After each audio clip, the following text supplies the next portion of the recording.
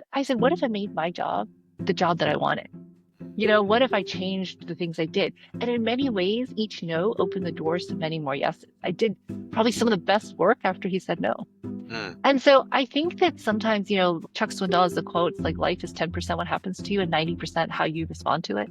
mhm. And that is absolutely true. And you get to choose. And so often the question is this a stumbling block or is this a stepping stone? I couldn't be more thrilled than to have the very first guest of the Hyphen Nation podcast be my old friend, Deb Liu.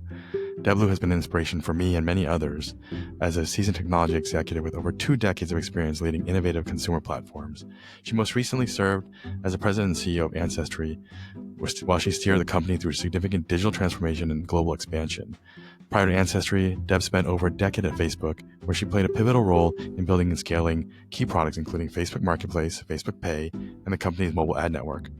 Her earlier career includes leadership roles at PayPal and eBay, where she led the integration between the two platforms. She also sits on the board of Intuit. She's been an advocate for diversity and inclusion in tech and is the founder of Women in Product, a nonprofit organization supporting women in product management that's grown to thousands. She's also the author of Take Back Your Power, 10 New Rules for Women at Work, a guide for navigating and succeeding in the modern workplace. Deb and I have a candid conversation about how Asian Americans can navigate through the workplace and the struggles and challenges that we deal with. I hope you enjoy this conversation, the very first episode of Hyphen Nation. All right, welcome to the Hyphen Nation podcast. I'm here with my friend Deb Liu, former CEO of Ancestry, many years at PayPal and Facebook, product leader, and just a good friend overall. She's written a book, Take Back Your Power, and I'm just grateful to have her here with us on the podcast today. Hi, Deb. How are you doing today? It's great to be here. Yeah, so I wanted to have this chat with you and get exposure. I feel like I just talked to you about this, but my goal for this podcast has always been to allow people to kind of listen in on and have access to the conversations I get to have with my friends who've done amazing things. And so I want to get you on this podcast so people can learn from you in so many ways as a Asian American leader, as a woman leader, as a mom. You have played so many roles as a Christian. You've done so many things, but a lot of that is not easy, and understanding the trade-offs of your identity growing up in South Carolina to, all the things that you've had to do to become a CEO, and a board director. Love to dig in with you. So thank you for being here. So let's start back when way back when. So you were born in South Carolina, is that right? No, I was actually born in Or New no? York City. It's Oh, okay. funny. I was born in Queens, Jackson Heights. Same, me too. Oh, see, Yeah. down the street from One of each the same other. hospital, So maybe. Yeah. I know Booth Memorial and Oh no, I Flushing. was looking at the Presbyterian something thing. Uh, Yeah. So, yeah. but yeah. Well, so growing up, I was living in a the area. Actually, it was like a 10 square block area in Jackson Heights where a lot of my relatives lived. Mostly only spoke Cantonese. I really, lived in a bubble. And then my parents, when I was 6, decided to move to South Carolina. And it Why? completely changed. Well, so my dad was being discriminated against at work, so they wouldn't honor his engineering degree. And his friend, who also worked at one of the companies up there, they worked together at the telephone company, said, "Hey, why don't you come south where I moved? They don't discriminate in the government, and I'll get you a job at the naval shipyard." And my dad was an engineer. He was an electrical nuclear engineer, and so he decided to pick up his family and go to a state he had never been to, and we started a brand new life. And at 6, I remember my sister, who was at 8 at the time, we spent our whole childhood hoping to move back to New York. That was our dream because we just, we were strangers in a strange land, right? No one looked like us in our town. So his friend was Indian, so they were the Indian family, and we were the Chinese family in this town. The one. So in the entire town. Oh my gosh. And so Was there a it was Chinese so restaurant even in the neighborhood? There's no there Chinese were. So, restaurant. by the way, if you wanted to meet Chinese people, you just go to a Chinese restaurant.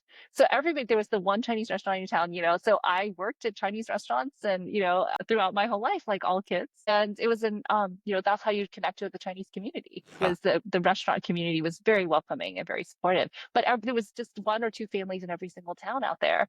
And then occasionally we would gather and get to know each other. And so it was very, very different growing, being so different from everybody around you, right? Where everybody would, people would literally walk up and say, go back to where you came from constantly.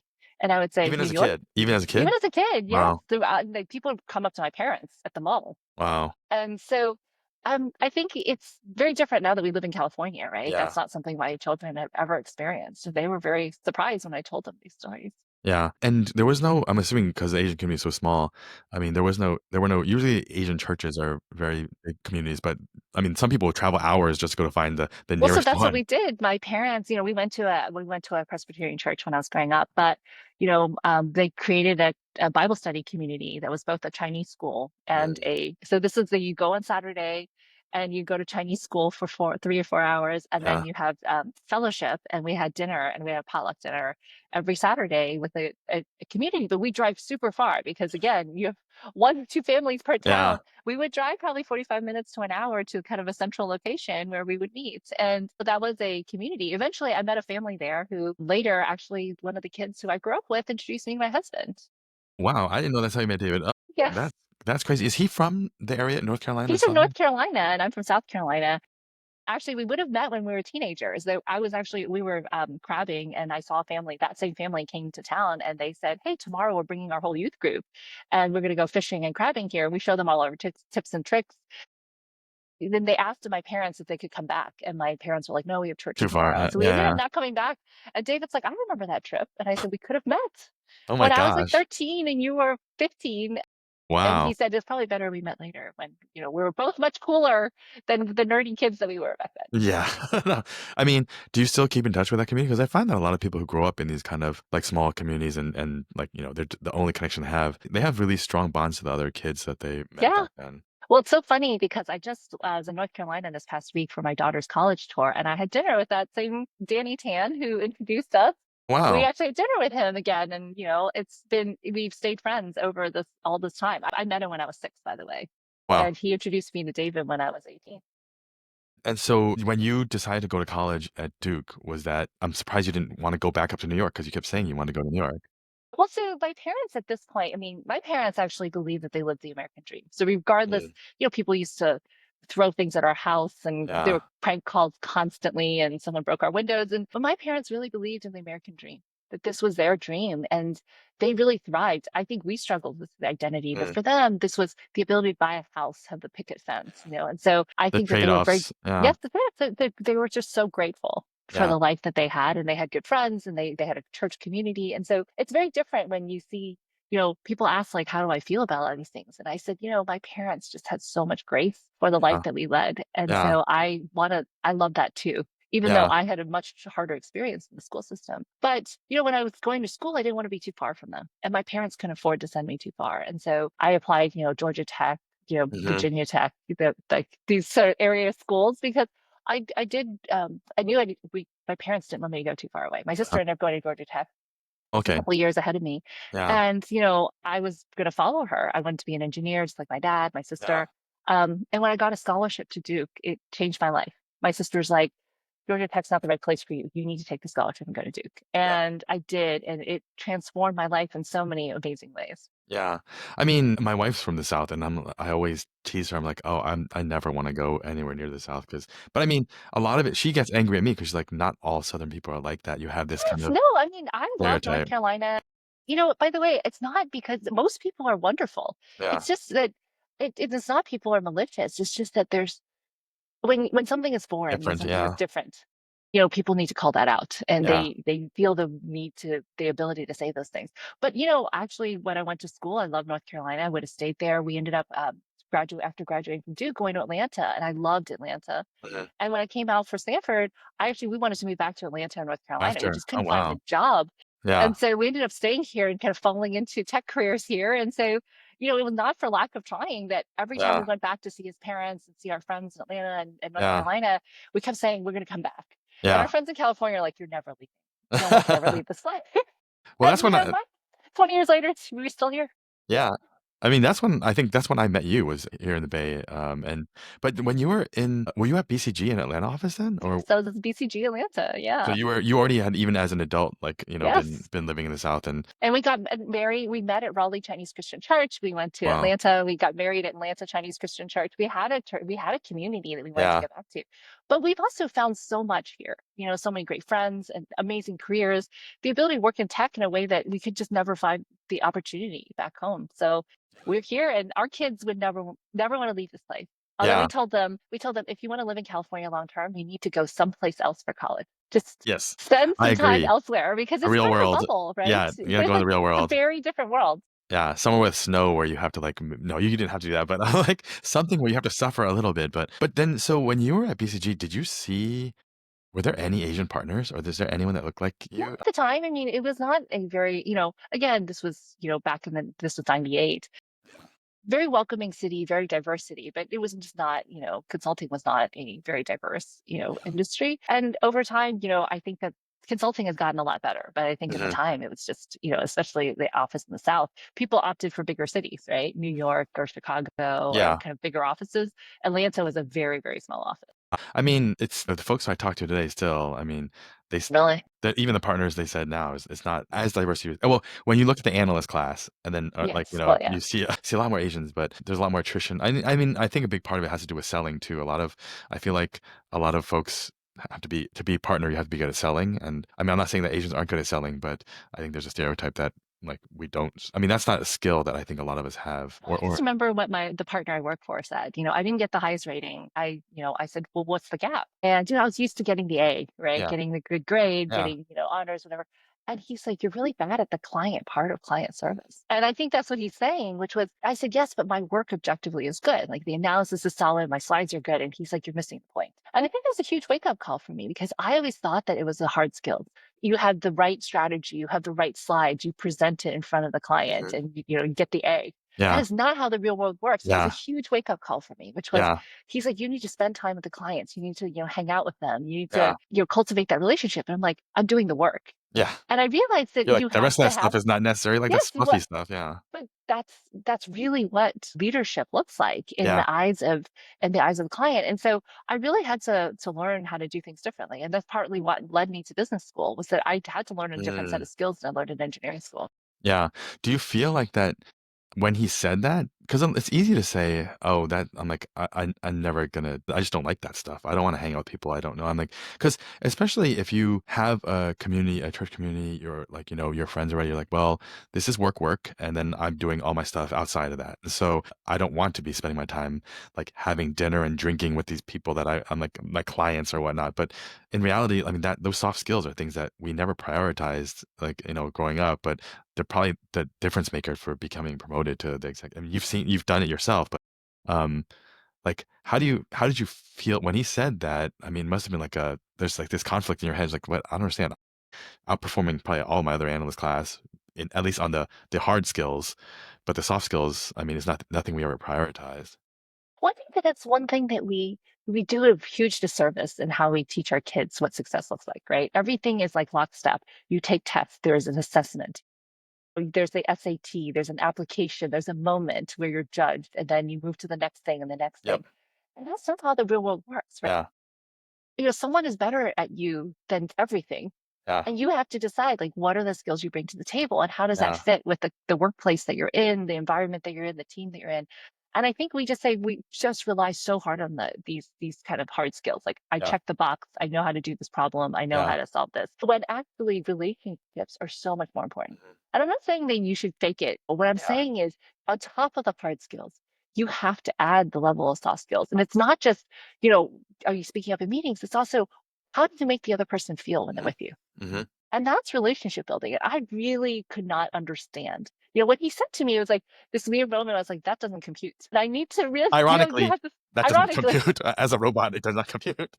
I went to engineering school, right? There's Yeah. an Yeah. Yeah. objective For criteria. sure. And I was like, what do you mean? Yeah. And I just had to really think hard about what that gap looked like for me. And I realized something, and I realized this through business school, and I realized this later in my career, which was, how you make someone else feel, regardless of the hard skill. You could be right. Someone said, I was so focused on being right that I forgot to be kind. Yeah. Because this was somebody who was struggling with communication. He's like, I'm right. Why don't people hear me? And so they asked me to mentor him. And I spent some time with him, and I realized he is right, but nobody wanted to listen to him. Yeah. Exactly. And he was, and objectively being right was only half the battle. And then once he was able to solve the second half, his career blossomed. And I Mm. think that that was the same thing for me was you can have the half, which is being right, but how does the message land? Not Yeah. just what message you're sending. Yeah. And so I talk to people, especially people I mentor and I coached, one of the things that's so important is not thinking about what you're going to say, but thinking about what they're going to hear. Yeah. I What are mean, they hearing on the other side from you? yeah. I mean, I feel like that's very like relevant right now in our world of politics and people feeling that they're being preached at and being told that, no, this is the facts and this is how it's going to be. Like, okay, well, if emotionally you don't connect with them, then they don't care if vaccines like protect you. They're like, well, I don't, it's how they feel and how it's delivered. That trust is built over, through feelings and kind of emotions. Because nowadays even the truth and facts, like, they don't necessarily matter anymore, so it's kind of it's that relationship that's built at.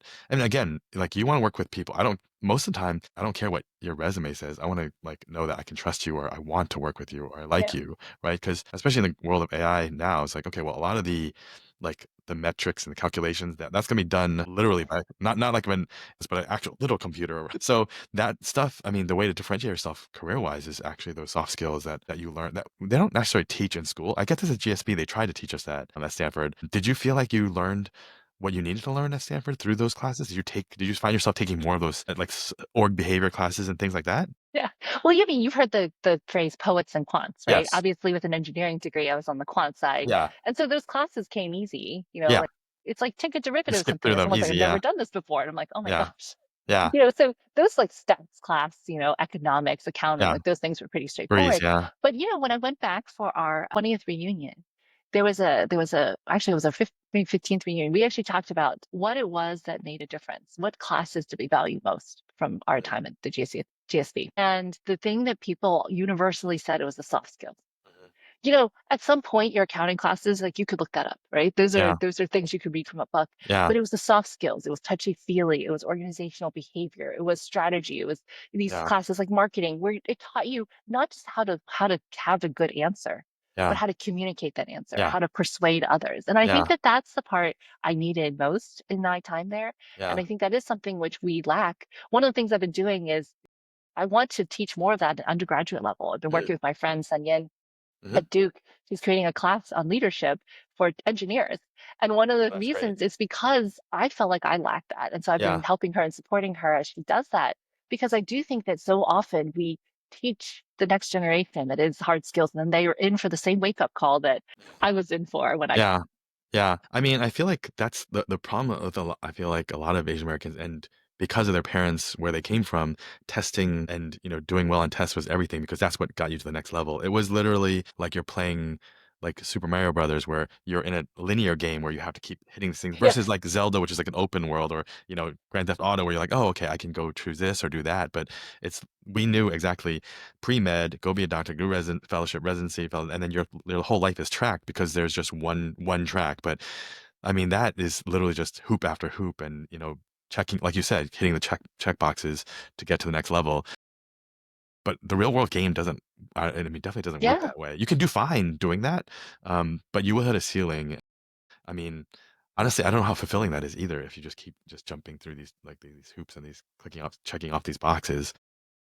But I feel like the GSP, there's things that I always say I wish I had sales classes, or learned the importance of sales, or things like that. But it is funny how, like, you go to business school thinking, oh, you need to learn all these business skills. But I found myself thinking, when I graduated from Penn, I went to Wharton for undergrad, and I went to study finance, went to consulting, and I realized, man, the kids from like Brown or Dartmouth or other things that they actually study liberal arts, they caught up to me in 6 months learning how to do the spreadsheets and other stuff. Like, you can learn on the job, but the the chance that they had to actually learn other things that make them more interesting people to talk about, sociology or psychology or whatever, it might be. I think that is something I feel like someone missed out on. Even studying abroad, I tell people you should study abroad in college, because that's your one chance that you can actually go and open your mind to, like, other perspectives of the world, meet people, and you might not ever get that chance again, because in American culture you just jump right back.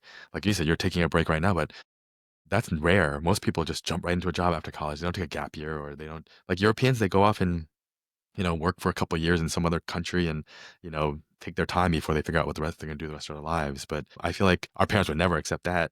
They're like, what are you doing in their Yes. life? Yeah. Well, I just feel like we are so regimented in how we look at success. And I think that there's many definitions of success. And some of the most successful people didn't follow that path. And so I do think we are doing ourselves a disservice. We do our the younger generation a disservice if we're not encouraging them to really think about, yes, is there a clear path if you just check all the boxes, if you hit all the checkpoints? Yes. However, are you missing out on something, Yeah. right? Is there something that you're not seeing? And I Yeah. do worry that we are not opening our minds and actually and tapping into that creativity. Yeah. One of the things that makes AI so interesting is that doing it, we thought that there was a one way of doing LLMs, and now Hmm. it looks like there's other ways to train Hmm. that we never could imagine. Yeah. But it was that lack, we had just assumed because everybody had done it that way.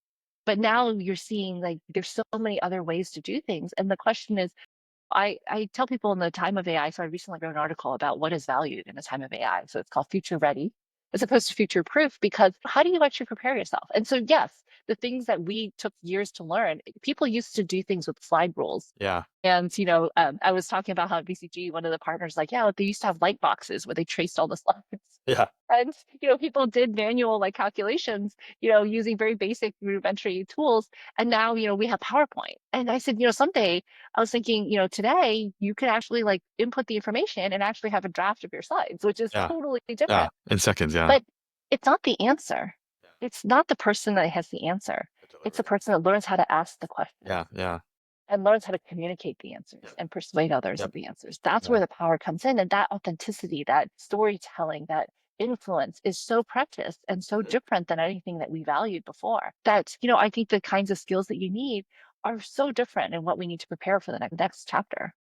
Yeah, I mean, in your book, you also talk about, you say, we must learn how to win even on an uneven playing field. And I feel like that's something I often hear from people saying, "Oh, Dave, but you keep kind of blaming ourselves for not, moving up when it's the system that's actually not fair to us." But I'm like, you're not going to change the system. I mean, I'm sorry, no matter what you do, but you can set yourself apart and learn how to play within the system. So I feel like the stuff I write about, I'm trying to tell people is like, yes, you have to take, yes, things are unfair, but that doesn't mean you should just accept that as it is. Like you can try to figure out how to navigate that. Uh, how do you? So one thing that came up recently, I guess with Ivy Day and all the kids getting their acceptance letters and rejections, I wrote about. I found out a friend's nephew. Saw that. Yeah, he his classmate committed suicide. It was just like I read the posts and stuff from kids on Reddit, and I haven't gone into this stuff in a long time. The last time I was on board was GSB when we were on the Business Week board, seeing if people got in, which seems like it was completely unhealthy too. But nowadays kids are like, writing on Reddit. But the things I read were horrible, like kids saying their parents called them like stupid or useless because they didn't get into schools when it's such a crapshoot to get into school. But I feel like a lot of people I talk to say they tell their kids it's okay, you don't have to get into these schools, but they still put the pressure on themselves. And I don't know, how do you raise your kids to not, no one's perfect. No one has that ideal answer, but how have you raised your kids to learn the things that you've learned, but also, continue to, you obviously want them to work hard and succeed, but that perception of success has to be, I feel like different than the ones we had growing up. Yeah, that's a good question. So one of the things I started to do with my daughter was write this column called "A Tiger Mom and Her Cub." And so we write this for ASDAM News, and we talk, it's a conversation. And part of it was I felt distant from her because I felt like we were putting too much pressure on her, but and she would push back. And she was really struggling, and we were struggling with our relationship. And so part of writing this column, one of the things we did not start with this, but eventually we got into, talking about college admissions, right? And one of the things that we talked about, and she has much richer and deeper thoughts about it than I ever imagined. And this process of unpacking that was really helpful to us. And so as we were talking about it, for her, she just felt so much pressure, not just pressure we're putting on her directly, but also just our pedigree and background. Mhm. She's like, you guys went to these big name schools, your friends are all, very successful. It puts a lot of external kind of intrinsic pressure, but also extrinsic pressure Yeah. on us. And Yeah. they go to school in Palo Alto. So, Mhm. again, a very competitive school. Yeah. And they joked, I joked that in the state of South Carolina, I was probably one of the smarter kids in the state of South Carolina. And she's like, you probably wouldn't even be in the top third of our high school. And I said, that's absolutely true. Kind of harsh, but yeah, but yes. That's true. I mean, my high school only had 5 AP classes, and I helped Yeah. create, I helped launch one of them. I mean, you think about that, right? It's Yeah. 5 AP classes. She's probably going to take more than a dozen by the Yeah. time she's done, right? Yeah. So she said it's like apples and oranges, right? Of how Yeah. we grew up. And so that is something which I struggled with. And I think at one point we got to this place where I said, look, you and I need to get on the same page. You tell me how much pressure you want me to put on you. I'm going to give you a choice, 1 to 10. And you tell me. And she said a 6. And I said, what does a 6 look like? Yeah. Because yeah, a 6 for you and a 6 for me might be very Right, that's different. true. That's true. And so, and we said, look, what is your aspiration, right? If you, if you want to be the one of the very few kids that gets into Stanford from your high school, you need to say 10. Yeah, exactly. But at the same time, she's like a very bright child. She's very curious. She's so passionate. And so, that's one of the things that I think is very hard, right? It's like she doesn't want all of our relationship to be about college. Yeah. And so she's like, I don't want every conversation to be about how I'm failing or I need to do more or Hmm. this. And I said, okay, because and I don't want that for her either. So she's like, I picked something in the middle where we can have a conversation, but it's also not the centerpiece of the time we spend together. Yeah. And then in her mind, I mean, is the success still mean she has to go to Stanford and do the things that mom has done? Or like, what does that look like for her?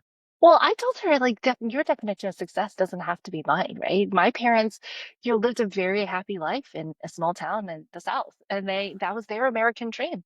Yeah. And, I said that was not what I wanted. And, recently my sister wrote about her experience. So I don't know if you read in my blog, my sister's post, right? Which is her definition of success and mine are completely different. She's like, I'm never going to be CEO.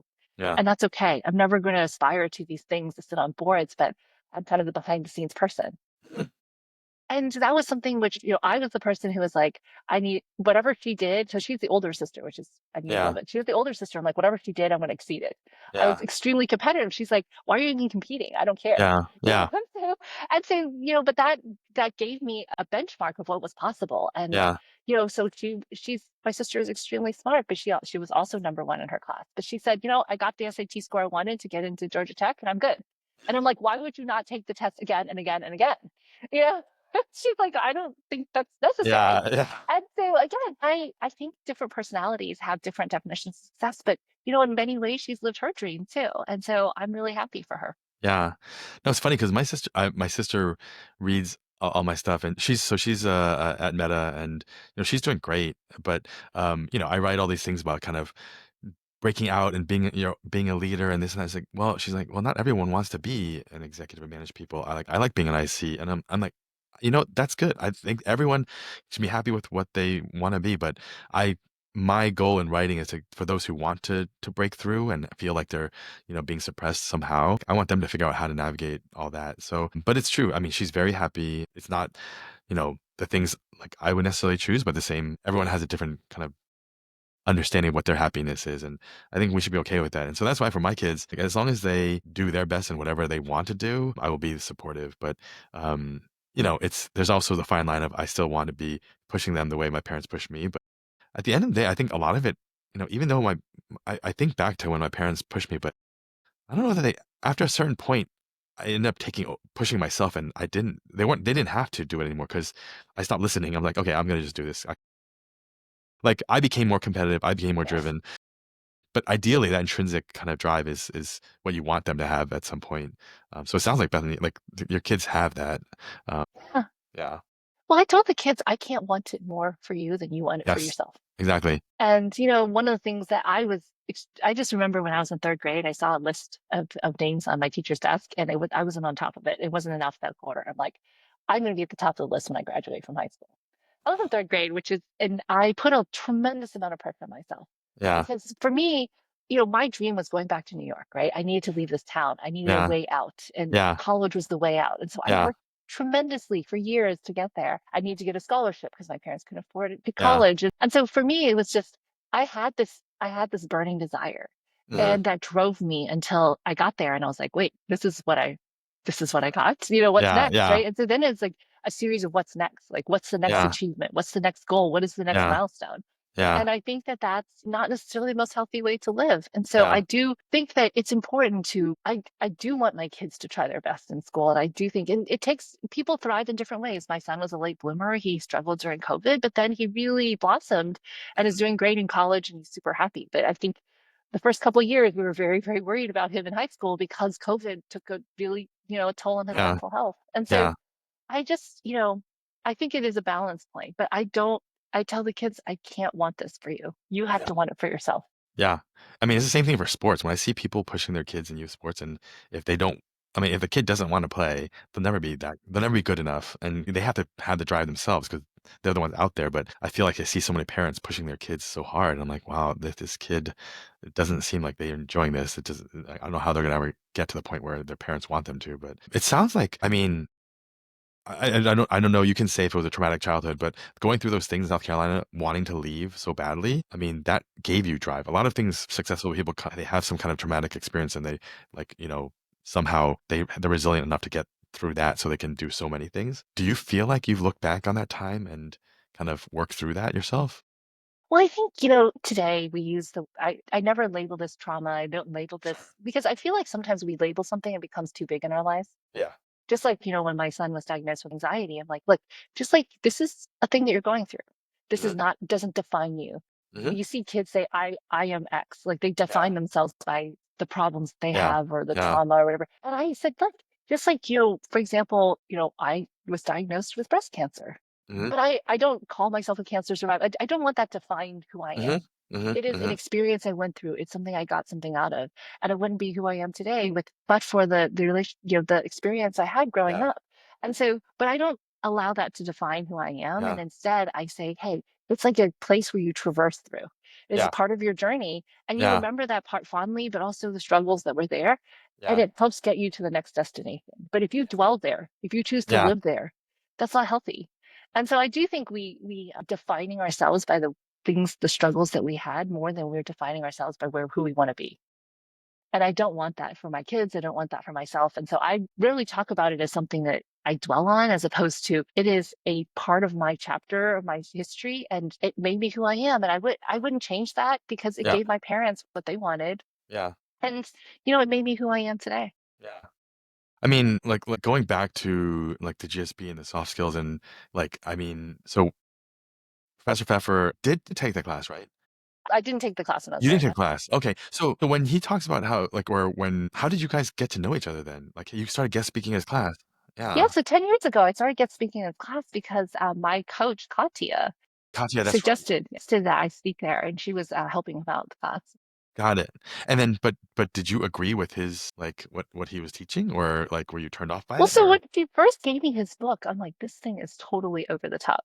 So for those of you who are listening, Professor Pfeffer teaches a class at the GSB called Paths to Power. And if you read his book, Power, it is so, I thought it was really over the top, right? It was like, you should accumulate power. And this is how the game is played. You can play this. It was like everything was a chessboard. I really had to take a lot of time to process what he was saying. And I chose to read it this way, and I've told him this, which is the game is being played around you, but you ignore it, you're para. You have to at least understand the rules, and you have to understand, like, you can choose not to play. You can just exit the game. But if you're in the game, you have to understand what is happening, and you get to make choices.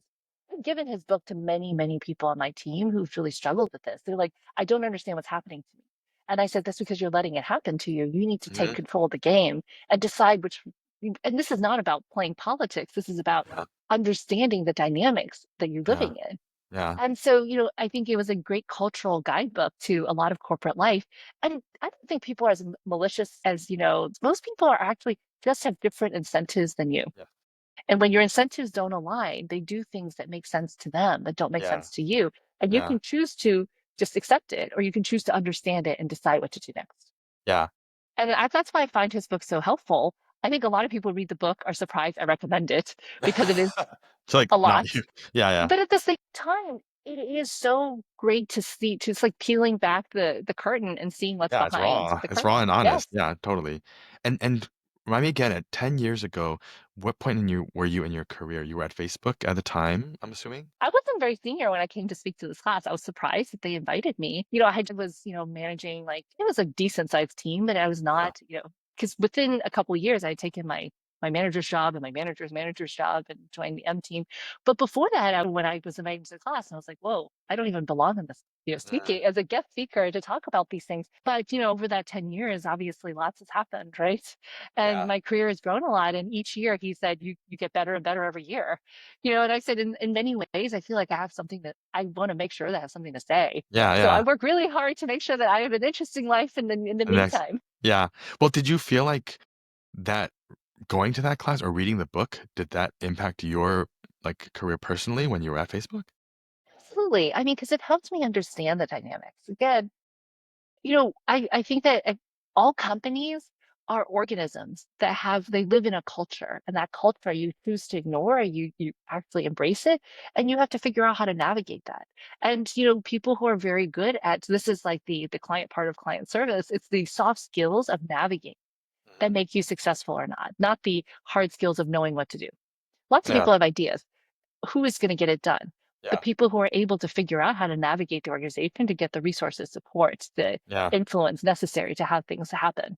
yeah, And so, in many ways, this class was a great way to learn from other leaders, to speak at the class, to actually mark time, to see what progress. I said that I was going to write a book in that class. I ended up writing the book.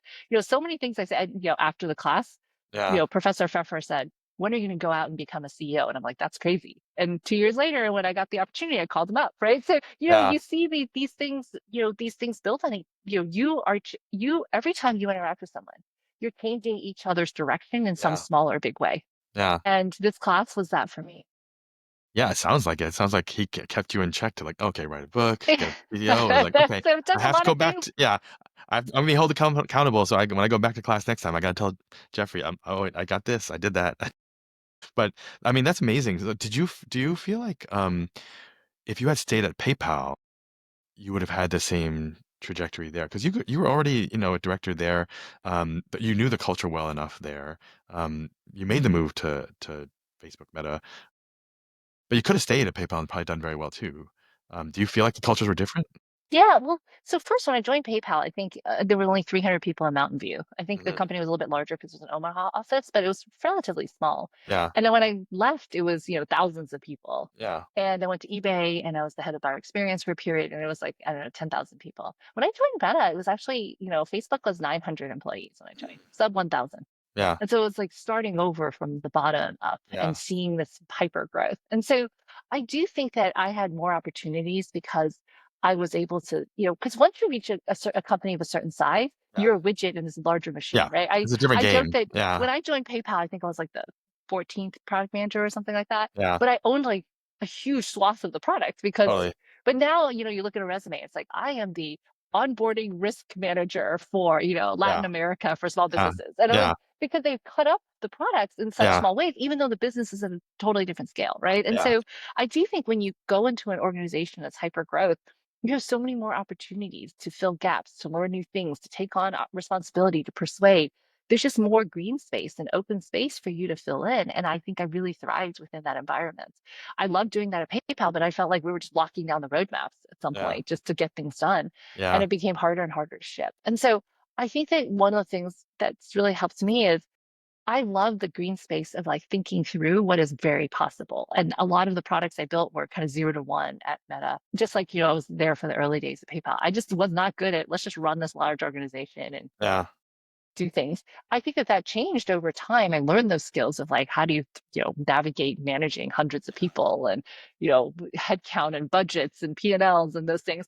But that was not what came naturally to me. What came naturally to me is like, let's go build stuff, hmm, let's go do things. And so, yeah. I think that eventually being kind of a DM helped, navigating a large organization made it possible for me to step into a board meeting, the board, but then eventually also becoming CEO.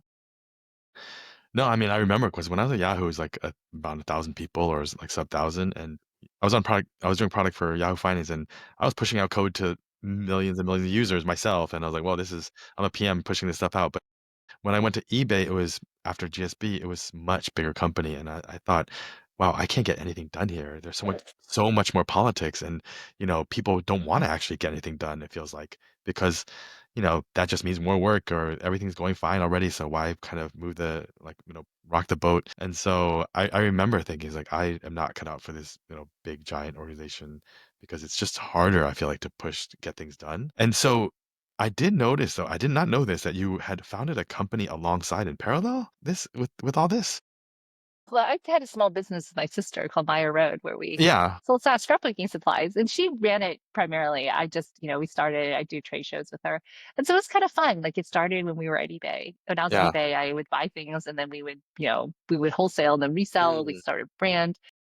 And so it was really fun during that time when our kids were young. Did you ever consider going all in and becoming a founder of something? Well, so, I did consider leaving. I was unhappy at PayPal. I was working part-time. I was working 4 days a week. My son, was very, very young. And I was just like, this is very cliche, but just like in the book Lean In, right? You have a child, your career's kind of stuck. You're like, why am Yeah, I doing this? Right. yeah. I was in that moment, I went to Dana, who was a VP that I worked with, and I said, I'm going to quit. And he said, don't. And I was thinking about just working with my sister, really scaling the business, the small business. And, he said, just wait. He calls me back a couple of days later. He's like, I got you a job with Stephanie Telenius at eBay to be the head of the buyer experience product. And I was like, whoa, wait, what? And so 2 weeks later, I had moved from PayPal to eBay to take this job on. And Wow. so I still worked on the side with my sister and her husband. He ended up taking the role of working with her in the small business. Yeah. But, I've thought about it over the years. The one deal I made with David was with my husband was that we would not start something when the kids were young because Mm. that's like you have to go really all in, right? Like Yeah, it is yeah, 24/7. You are on yeah, call all the time. And I said yeah. that was something where I said I'd rather, be able to have somebody where you can just, something happen. So my daughter was very sickly when she was about between 1 and 2, and she was sick for a whole year. We Mm. could not figure out, I was going to doctor's appointments every other week. I'm like, what if I have to quit my job, to take care of her? Yeah. And, we figured out what the problem was. She actually had an underlying infection for the whole year. And so she was susceptible to everything. But the Wow. point was just doctor after doctor was like, she has asthma. She has, like X allergies. We tested her for I didn't everything. And know. I Yeah. just realized I just could not, be a founder during that period of my Yeah, life. yeah, yeah, So, and one thing that was great about being at Facebook at the time was lots of flexibility. Like as a mom, a lot of these tech companies very flexible. You work a lot, but you work on your own terms. And that was very important to me. It wasn't like you had to sit there from like, 8 to 6 yeah, at yeah. your desk. Clock in, clock out. Clock in, clock out. It was much more, are you getting things done? And yes, did you have to open the computer at 9 p.m. at night after the kids went to Yeah. bed? Absolutely. But you did that, but you could also take an hour to take your daughter to the doctor. Mhm. And so I really enjoyed that part of the tech career. And, during the time, I really never felt that need to start something because there's so many, people doing interesting things. And I had worked very hard to build new things all the time. Every 2 years, I built a new product Yeah, in my time at Meta. And so yeah. I It's like really startup-y. loved that. Yeah, So it yeah, was really fun, but you also had the support necessary to get things done. yeah. I think a lot of folks from the big companies, when they go start a company, they realize a lot of that support's not there anymore, and Yeah. and so it's like, "Oh, wait, I don't know what to do without that, like, administrative help, and I gotta go do that Well, it's myself?" just like things like, picking a health plan. Like that's not something you have to do, right? Or Yeah, should we have 401k? What, yeah, I was advising a startup and they said, hey, our first person needs to go on maternity leave. We had no policy. What should we do? yeah, And I'm like, here's how you think about it. Here's what's yeah, available in the state of California. Like, yeah. but it was just something that never occurred You to don't have them, anything about right? yeah, yeah, They had a team of 10 people yeah. You don't even have to and think so about where they, you gotta go lunch. You're like, "Okay." right? Like, "What am I having So for lunch?" they're like navigating a lot of questions that they had never had to navigate Yeah, before. And as first time founders, they, yeah, asked for advice and, we sat down and said, okay, so here are the questions you should ask. Here's how you yeah, should think about, here's, by the way, you should expect that this person might go out early. You have to have coverage for, but it yeah. is something which I think sometimes founders don't realize that 80% of the job are things that you've never seen before. Because at a Exactly. company, there's They're taking teams care of of for you. people taking Yeah, care of payroll and, yeah, vacation and yeah. deciding these decisions. Yeah. And so throughout your career, I mean, I know you've had a number of mentors. Talk about your mentors and how you found them or how that because I feel like a lot of Asian Americans feel like they don't have mentorship. I hear it constantly from talking to people. And I don't know if it's because we don't ask for it, we don't find sponsors or sponsors don't ask us or mentors don't find us, but it's something that consistently I'd hear from so many people that they just don't have mentors. They never had a mentor relationship. And I know it can be challenging without one, which is why I tell people, hey, like follow your blog, follow others, because it's kind of like, well, you don't have an official mentor, but at least you can learn the things that a mentor would teach. And I think that's why you write probably too. That's why I write. It's like, hey, it scales, but it's not Yes. the same as having someone who can kind of personalize, like not having an executive coach kind of thing. But tell me about the mentors in your career, Yeah. sponsors in your career, because it sounds like that person who got you that job, without them, you would have left and you'd be Yes. different career Yes. path right now. Yeah. Absolutely. So first, I would say this, which is mentorship is often not then very direct, right? So one is who are the people that you would go to if you got a job offer to ask them whether you should take it? Hmm. Those are your people who are your mentors. Hmm. And so can do have a list of those people. Sponsors, like the person who got me a job, the person who gave me a chance, Amy Clement gave me a chance and hired me into PayPal when I had no product experience. She gave me a chance to run the team, which was the biggest, business at the company when I had no business doing that. She had hired somebody and it didn't work out. And she's like, actually, do you want to take an interim role? And I was like, I've managed people for approximately a year. And she's like, Yeah. run this team. You know, so I think that sponsors do open those types of doors. One of the challenges, I think, people tend to mentor or sponsor people who are like them. Hmm. And so, you know, if you work for people who are very similar to you, they're more likely. And I asked one of the people who was a great sponsor for me later when I first started working for him. I asked him, you know, why is it that, you know, you tend to you tend to promote people who basically their product failed and it didn't work. And they're like, he said, look, it's not, it's because that person thinks like me. And, you know, and it's absolutely true. It's like that person thinks like me. So when things go wrong, I assume that it's external factors that, you know, led to that decision not working out. But you think completely differently than me. I'm like, yeah, when you say left, I say right. Like we just saw product management in such different ways. And so he said, but when you're wrong, I assume it's you. And I think he said that in the most earnest way possible. When I share the story, I think people feel really insulted, but I actually think it was a huge gift that he gave me, which is he explained how the world works. And he said, look, we have this thing, and I write about this, which is affinity bias, right? We're more likely when someone looks like, and somebody on my team was very similar to me. I recruited her from PayPal. She worked at Meta for me again. And he's like, when you talk to her, you probably are on the same page with her because you Yeah. get it. You Yeah. know, you guys have similar experiences, and you're more likely to blame external factors if something she does doesn't work out. And I said, Mhm. that's absolutely, it's human nature. Yeah. And I think we think that this is some sort of discrimination, but it's not. It's just how humans work Yeah. because for centuries, we've had to support people who are like us. You had to be Mhm. part of a tribe so you didn't get Mhm. eaten by lions. Yeah. And so it's very important that, you know, affinity bias is just part of the system that's Mhm. built up so that we don't get eaten by lions. We Yeah. take care of each other. And so, but when you have two tribes of people who clash, what happens then, right? Yeah. Yeah. And so one of the things that I think is incredibly important is that we understand that bias, but that we also acknowledge that bias. And so I ask people, if you don't have a mentor, like, why is your manager not supporting you? Why is your manager not the person that you trust? Yeah. And if that's the case, why do you work for them? Why would- So one of the things that, you know, somebody actually came to me, he's like, I see you sponsoring the people on our team, but you don't sponsor me. Why? Mm. And rather than giving him a flippant answer, I actually took a step back and I said, can you give me a couple of days to think about it? I thought long and hard about it. And I said, here's why. When we talk, I feel like you're telling me what I need to hear, what you think I need to hear, not what's really happening. And I sense this distance where you're basically putting your best foot forward, but actually authenticity is a part of a sponsorship relationship. And I never felt that with you. Mm. And he said, I was doing that because I felt like I wanted you to sponsor me. I wanted you to support me. And so it was like this weird, but I had never really thought about it. Like we Yeah. had a good relationship, but it was not a Yeah. great relationship. But Yeah. after that, it cracked open and it Mm. gave us the opportunity, just like with my manager, to Mhm. change our relationship. Yeah. And Yeah. so, you know, I want to be, you know, when I'm a manager, I want to be you know, the people Yeah. on The my team's champion biggest then. Yeah. fans, right? Yeah. If I Yeah. can't do that, you know, we're in the They shouldn't be wrong working for roles. you. Yeah. And Exactly. so, how do we do that? And Yeah.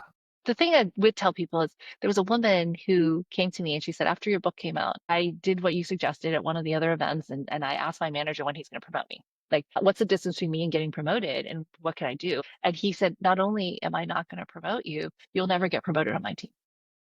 And she said I was devastated. Yeah. And I said, no, you should be thankful Thankful. because Yeah. this was a gift. He Yeah. gave you the gift of clarity, which is Exactly. you should move teams or move Yeah. companies. Yeah. He Exactly. told you he will never support you and Yeah. you will be stuck there. How many years did you try to earn his I favor? know. I know. My And so gosh. again, I think sometimes, you know, I do this too, which is we live with strategic ambiguity, right? Yeah. We're okay with let's not rock the boat. Yeah. Let's not get the answer. Yeah.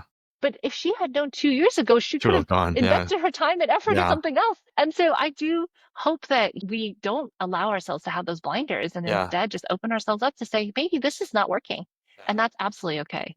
Yeah. I mean, I think it like kudos to the person who's working for you that had asked you why you didn't because I mean, if he hadn't, I think that's the one thing I feel like the lesson a lot of people need to take away is they have to ask or they have to if something's not right, they have to speak up. Because I think in our culture there's so much conflict avoidance and you want to keep the peace and so you don't want to, have any, conflict or get in You just don't want to not be at peace with the people around you. And I feel like that's problematic because you end up, like you said, that woman wasting years trying to please someone who was never going to be pleased no matter what she did. And I feel like unless you actually find out, if you don't understand what the situation is, then and don't have clarity, I mean, who knows what you're wasting your time on? I think even Yeah.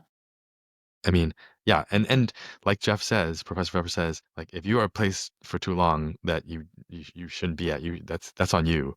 Like you should leave, right? It's like you should leave because there's no path forward there, so there's no point of being at that place. It's your right and it's your responsibility to change the equation. Your job is to navigate, we expect like a promotion or an opportunity just Yeah, like falls in our lap. yeah, But instead, what if we took those actions and said, look, where do we want to go and how are we going yeah, to get there and map yeah, that out ourselves? What yeah, if we product managed our careers like we product manage our yeah, product? What yeah, if we had a roadmap? I yeah. just think we often just fall into the next thing Well, and instead of very intentionally choosing the next thing. but I think that's the thing with the Super Mario Brothers thing is like we think of life as linear or career as linear, and you check the box like I did all the things I was supposed to do, give me my promotion.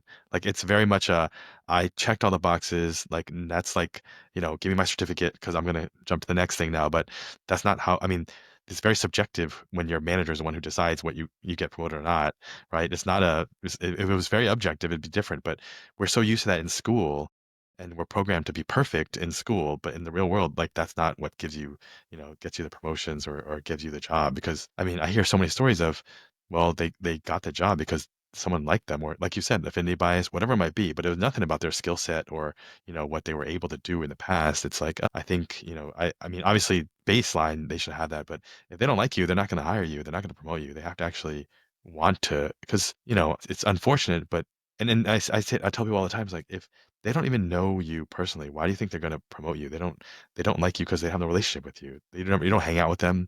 You haven't had like when's the last time you had lunch with your manager? I never have. Okay, well, why do you think the manager actually would want to promote you? Because they don't know you at all.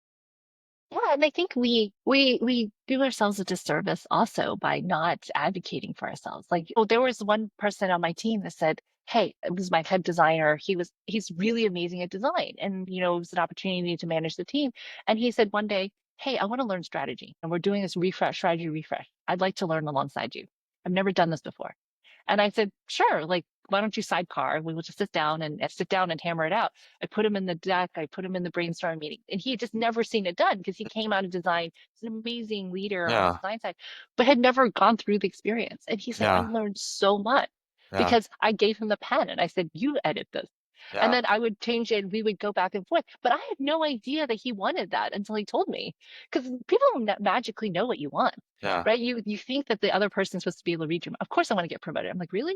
How would I know that you wanted to become a manager or you want to learn the skill if you don't tell me? And so I wrote this post called Tell People What You Want because we pretend that, everybody knows what we want, knows. but Yeah, actually I've managed teams that I had no idea what people valued. Now I worked really hard to try to get that out of people, but often they're not even sure what they want. yeah, And so I do think part of the work that needs to happen is that you have to take control of your destiny and you have to decide kind of what are my goals and how do I get there.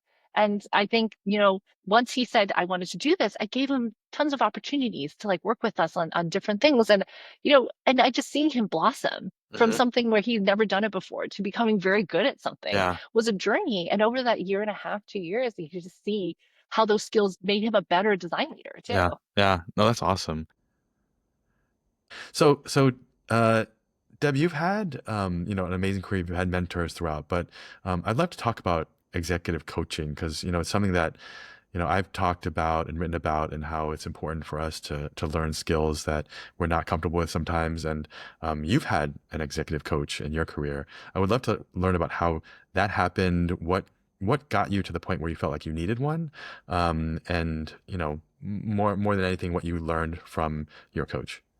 Yeah, so at the time I'd actually been at Meta for a couple years and I was really struggling. So some people get coaches because their company thinks they're high potential and they're amazing, but I was a problem child, as I tell people, and they also get coaches for high performers who are problem children. That was me. I was just I could not figure out how to thrive in that culture. I was struggling in a bunch of different areas. And finally, my skip level VP, Dan Rose, said, I'm getting you a coach. I have the perfect one for you. And he picked Katya for me, actually. Mm, And I was a little bit baffled at first. I wasn't sure, what to think, but I met her. And at the lunch, I just knew she was the right person. mm, I started working with her in 2011. She actually, one of the first things she did was hand me Professor Pfeffer's book on power. And I thought, this is going to be pretty interesting because mm, I rejected the idea of power.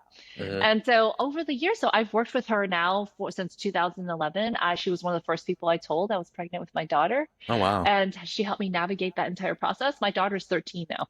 Yeah. And so for 13 years, we have worked together, and it's been an incredible journey. And I could not have done so much without her because, I joke that Katya has been with me for 13 years to ask me the same question, which is, you know the right answer. What's keeping you from doing it? Mm, I don't know why that question is so powerful, and yet it is because mm, I think often 80% of the time we actually know what the right answer is. mm, And I realized after I realized that's what she was doing, I coach a lot of other people. And usually mm. they just tell me, hey, I'm choosing between these three jobs or I'm struggling with a manager. And in the end, they actually have the answer Yeah. embedded. They just need someone pull it out of them. Yeah. And I said, look, and a lot of times these people I've never met. And yet I know, I'm like, based on what you said, you want Yeah. job number three.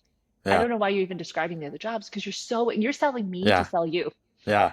or that what you need to do is actually have a sit down with your manager and talk Yeah. about where you are because you Yeah. feel like you're underwater. Yeah. And these are the kinds of things that I think coaches can really unlock in you is to both help you look forward to the potential, but also help you break down the barriers that are Hmm. in your own head. Yeah, so a lot of times it's just confirmation and validation that you're looking for from someone else. But like, I mean, I feel like one thing I see a lot of Asian Americans struggle with is asking for help because it's a sign of weakness or a sign of, that you're not enough. And I think getting a coach is like admitting, like, it's not admitting defeat, but it's like, oh, I can't do this on my own. Um, why, like, what was it about? Prior to that, had you ever considered an executive coach, or was it the first time you No. even thought about I thought having a coach because I was given a coach as a problem child, I'm like, oh, so coaching must be for people who have issues. discipline? Yeah, Yes, it's sort of like people say, you see a therapist and it's like, oh, it's because you're crazy. But yeah, actually, I think therapy is such a powerful hmm, tool and it unlocks new tools for you. But I hmm, think, growing up Asian American, like, you don't need a coach or you don't need a therapist unless something's wrong with something you. wrong with, hmm, And hmm, I think that's part of the challenge is that coaching is actually an opportunity, not a hmm, punishment. And I didn't yeah, look at it that way when it first started. yeah. Oh, I mean, that's super powerful because I think a lot reframing that and making people realize that it's not a bad thing doesn't mean something's wrong with you. It actually unlocks a lot for you because I think a lot of people are looking for validation and confirmation before they make decisions.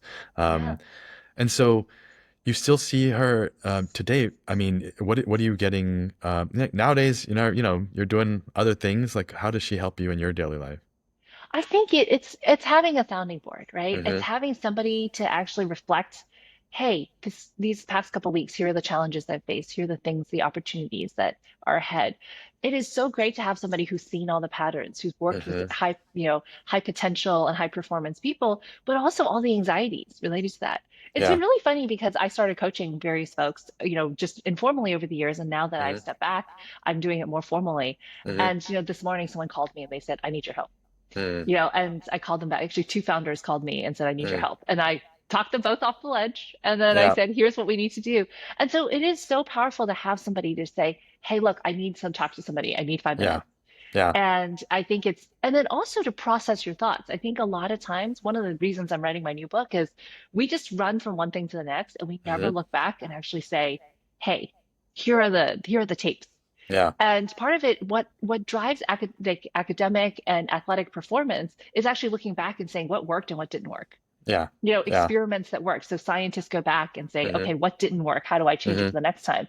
Hmm. Athletes look at the tape of how they played and say, how can I do Yep. this differently? Yep. And excellence is found by actually being able to look back. And I think Hmm. sometimes we don't have those moments, but a Yeah. coach is really powerful in actually saying, let's reflect on that. Yeah. You said this a couple years ago. Look at how far we've come. And so many Yeah. times I'm like, wow, you're right. Hmm. And so I do think that coaching is a powerful tool that we don't use nearly enough. Yeah, I mean it's like a trainer or any coach for anything. I mean, I use an analogy of, or liken it to my my golf instructors. Like they see your bad habits and they know your patterns, Yeah, and they like, oh, you're falling back into that again, and that's yeah. why it's causing problems. Um, so yeah, I mean, I think it's something most people don't think about it as it's like a trainer or anyone else. Like you have to, and they keep you accountable to things too, Yes. that you're not aware of. Um, yeah, no, I mean, I think it's something I hope most people would consider because there's a lot of pride and ego attached to not getting a coach. Because especially if you're an exec, it's like, Yeah. Deb, you're so accomplished, you've done so much. Why would you need help? Because you've done it all. And it can be a point of pride for some people. But thank you for explaining why it's so important. Because I think we need to make sure people understand that this is a helpful thing. It's not there's nothing wrong with you if you get a coach.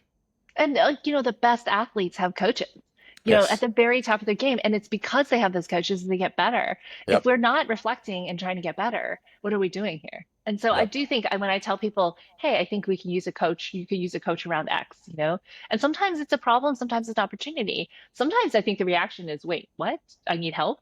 Yeah. But then afterwards, when it's done well, you can see someone blossom and you can see how far someone has really come.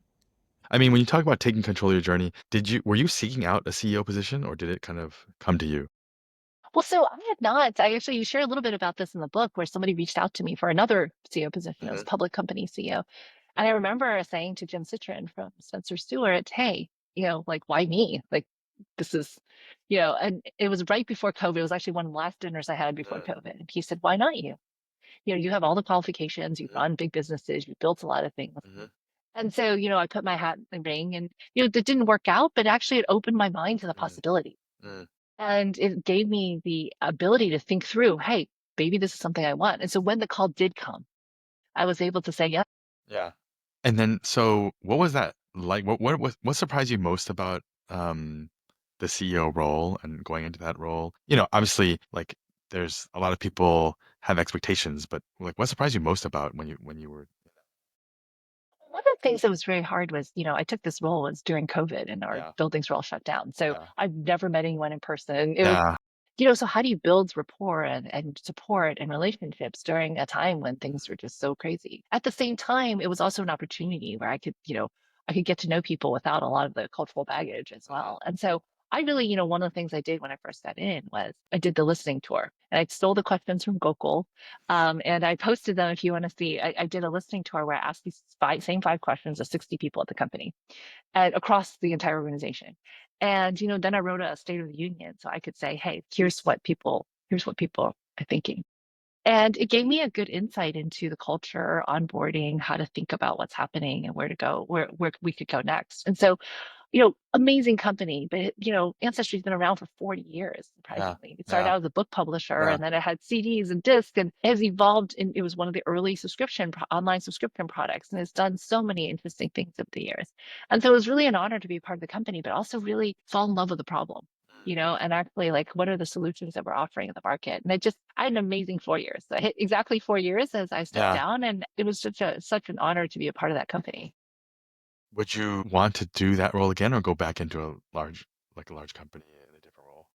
So one thing about this year, so my husband's company just sold as well. And so we're taking the year off. And I said, one of the things I'd like to do is not pick up another job for the rest of this year. So the two of us said that we won't entertain any calls until kind of fall. And then, but I would love to do this again. It was an amazing experience, but also I felt like, you know, I learned so much from the experience, but also I could serve customers in a very, very different way. Like it's very different than hands-on product. It's Yeah. actually the long-term kind of larger roadmap. And it was really it was amazing time. So I would totally do it again. And so, I mean, there's so many like stories of success in your career. Like, what's one of the what kind of experience or failure do you think in your career has shaped you the most to kind of where you are now? Yeah, well, I shared the story in my book, which is, one of the things that happened was there was a couple jobs that I wanted at Facebook. And, I asked Mark. And the first time I was passed over, I asked him, and he was like, no, I don't think it was right. The second time, this, after he said, not only, he basically said very similar to the woman. He's like, not I don't think that job is right for you, basically, Yeah. Yeah. right? That you will never have that job here. Wow. And I had to decide what to do with that information, which was, but I said, what if I made my job the job that I wanted? What if I changed the things I did? And in many ways, each no opened the doors to many more yeses. I did probably some of the best work after he said no. Mm, And so I think that sometimes, Chuck Swindoll has the quotes like life is 10% what happens to you and 90% how you respond to it. mhm. And that is absolutely true. And you get to choose. And so often the question is this a stumbling block or is this a stepping stone? When you see something, an obstacle in your path, Yeah. you can choose to have those two things. Yep. You know, I choose to see the experience I had growing up not as a stumbling block, but as something that made me who I am today. And so I think each time, do I wish that, I didn't have cancer, that I didn't just go through the cancer Yeah. and surgery and things like that? Absolutely. But at the same time, someone told me, you will be so different on the other side. And it's absolutely true because I'm so much more grateful for the things that I do have, that it was caught early, that I had this opportunity to understand a very different perspective. And so I think it is a choice. And so when people say failure, I ask them, like, what if it's the catalyst for something greater too? Mhm, mhm. Because you can turn, you know, things can be like a gift or they can be a curse, and you have to decide how to Yeah. do that. Yeah. It's funny because it's not something a lot of Asian Americans are raised with. It's like failure. People are afraid to take risks because they don't want to fail because of what the shame it might bring or what others might think of them. But that perspective of kind of repositioning failure as it's actually a gift to kind of wake you up and help you along the way, or it's a stepping stone. You learn from it, you grow stronger from it. But I think a lot of folks need to hear that because I think so many people think I don't want to fail because of the like all the things you think about as a kid, like, oh, if I fail this test or I get a mistake, it's all very bad. But it's like, well, it's okay. You learn from your mistakes, you learn from your failures. And so I hope, I mean, most people would realize that like it's okay to fail and that they can actually grow stronger from it. It's the only way they learn. But in your on the flip side of that, what is your definition of success now? Like it's probably morphed or changed throughout your life, but what is your definition of success? Well, I think that it's, one of the things that I did was write a personal mission statement, right? Mhm, Which is, to use your gifts for good and to, really think about like what are you placed on this earth to do? mhm, What is the problem you're trying to solve? I was talking to somebody and she shared that, somebody she works with told her the story of he doesn't ask what do you do? He asks what problem are you put on earth mhm. to solve? And I love that question because, it's not a singular thing. Like I think our identity is so tied to like a job or a Job, yeah, title or yeah, a thing, right? I see your Emmy in the back. yeah. It's like your identity, I know how to your put it. We have no shelves. I know it's great, but I think like it's your identity is tied to like these accolades or your LinkedIn, right? Mhm, But your life is so much greater than like three lines about the 4 years you spent doing X or the time that you invested in Y, right? And by the way, I think that that's something which we hold that too tight. I was at a party and for writing our names. And this is the week after I'd stepped down. And somebody said to me, she had stepped down from a very senior job at Google. She said, what do we write underneath our name? And I said, well, what if we left it blank? Right. yeah, And she said, join the blank name. So then someone else comes in. She had stepped down from like yeah, a VP or CPO yeah, job. And she said, and my friend calls her over and says, why don't you join the blank name tag club? yeah, But yeah, in so many ways, our identity is so tied to like a title or yep, a job or a company. Like, yep, but when you describe who you are you putting that on your gravestone? yeah, yeah, No, you're yeah, a father, you're an entrepreneur, those are things that are who you are. mhm, But I think often we think, you're a son, you're a husband, you are those things. But if you think about how we identify ourselves, that's not how we introduce ourselves, is it? mhm, mhm, yeah. It's funny, I just talked to my son's 3rd grade class and, about identity because they're doing identity chapter right now, but I told the kids, I was like, "Hey, I'm a investor, I'm a founder, I'm a, producer, this, that, but I'm a dad, I'm a friend, I'm a husband, like, all these things, but, like, you don't have to be one thing." But so many people, I feel like they tie their identity so heavily in one thing that, like, if things go wrong, they feel like it's the end of the world. But I'm like, that's you aren't just one thing. You're the sum of all your parts. And so, yeah, I think I try to encourage. I mean, these are 3rd graders, but I try to teach them like, you don't ever have to be one thing. I'm trying to write a children's book now because I mean, I read them to my kids all the time. Like, oh, I want to write. I want to tell them a message too. So, but it's again yet another thing that I think we can be so many things, and I think we're told that we are. Uh, but yeah, I guess along the lines of the success, what is the legacy that you wanna leave behind? I mean, you got still plenty to do, but what is the legacy that you wanna like, that you're as you think through your career and what you do next and all the things that you do outside of, your job, like what is the legacy that you want to leave?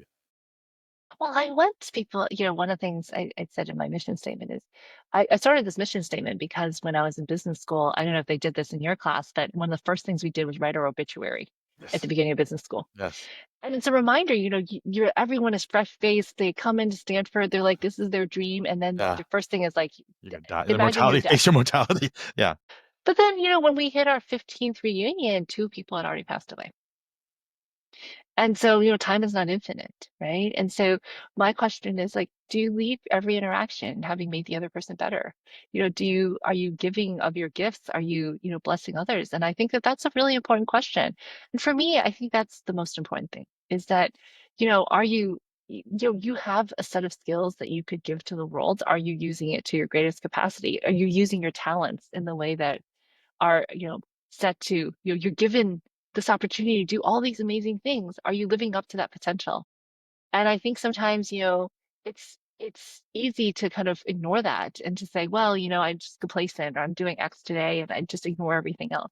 Yeah, no, this is great advice. And I guess finally, I want to, you give a lot of talks all the time, and you have a lot of, I feel like people will probably come up to you and ask you questions. If you could give advice to your younger self or any of these kind of Asian American professional that comes up to you and asks you for one piece of advice that could, help them in their personal life or their professional life, what would that kind of nugget of advice be?